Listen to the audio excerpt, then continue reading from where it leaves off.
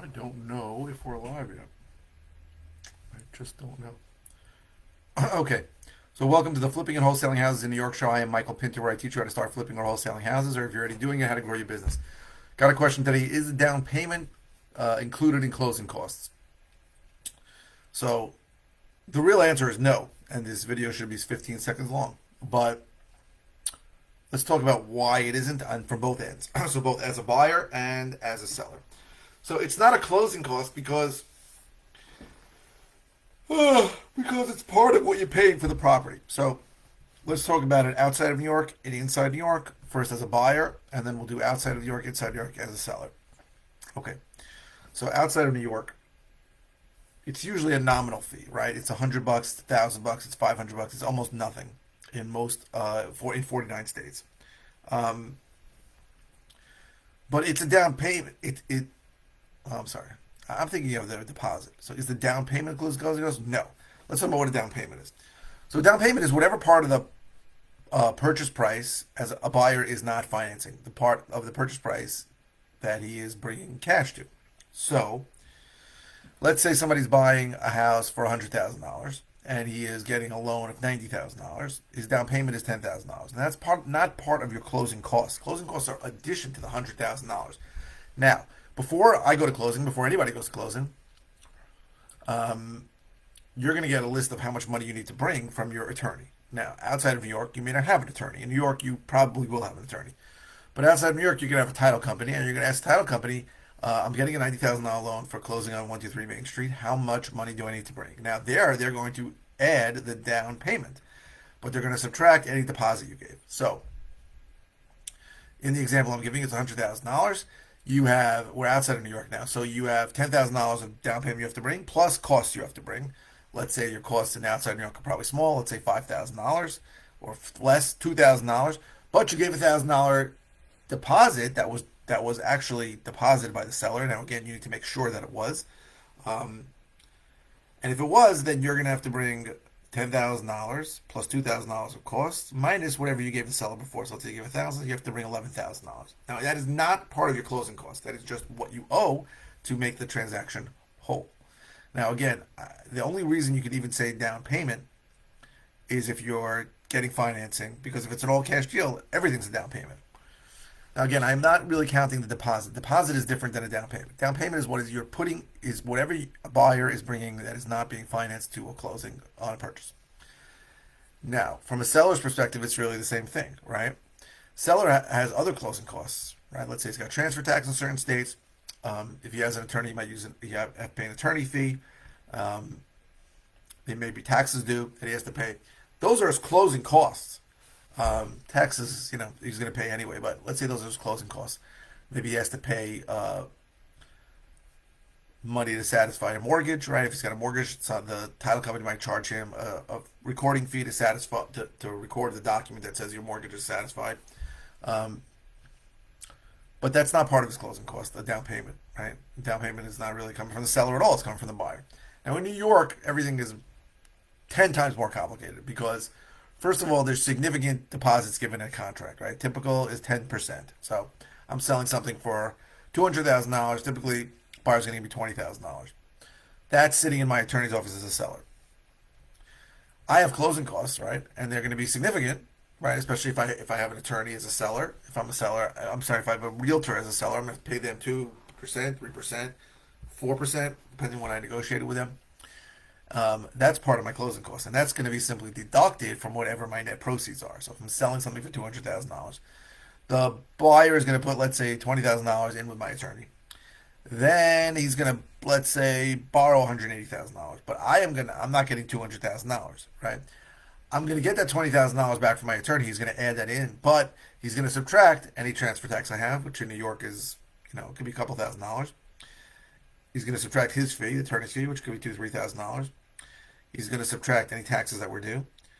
And if I have a realtor, any realtor fees, right? So if I have a realtor thing, 4%, that alone on the $200,000 is going to be $8,000. So there's going to be less. I'm going to get less. But the down payment is not going to be included from a seller's perspective. Now, from a buyer's perspective on a closing in New York, again, whatever I gave to the seller's attorney or to my attorney who gave it to the seller's attorney at contract is going to be credited to me.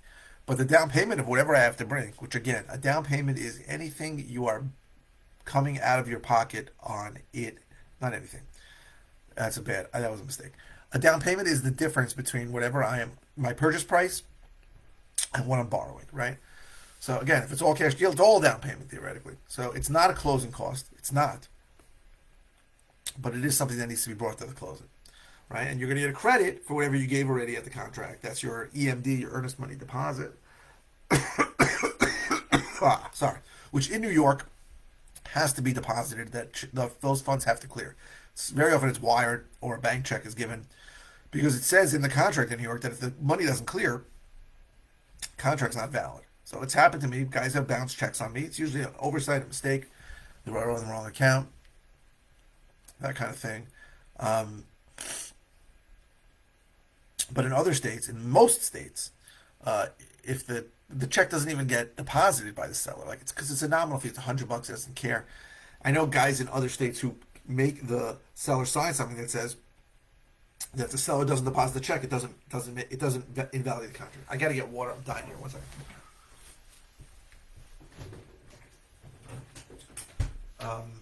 This is what happens when you try to talk for 10 minutes straight. So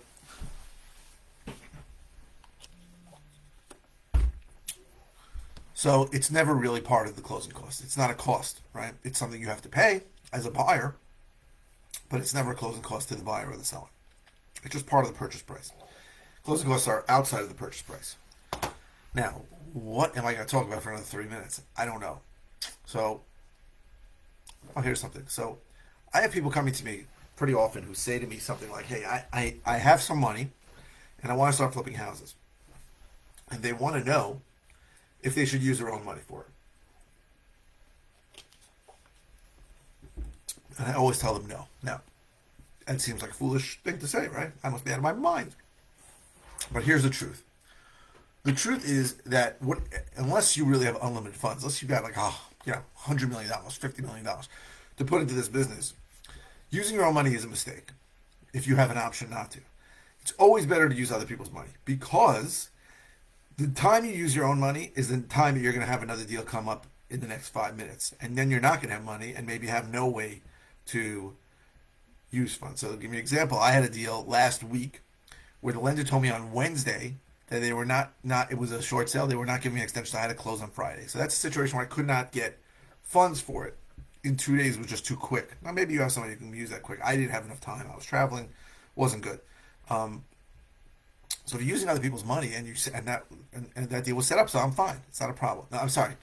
That was a deal where I needed to use my own money. But in general, if I'm using my own money all the time, then you're going to look at new deals differently because you're going to be thinking in your head, once you've spent your money, that I don't want to do it. I have a deal already, and if you want to grow this business, you need to be able to scale up and be able to buy lots of properties. And in order to do that, you need to use other people's money. So the obvious ways to use other people's money are either with hard money lending, and then you fund the gap, or you have another partner or a partner come in to fund the gap. That's the way I started doing business.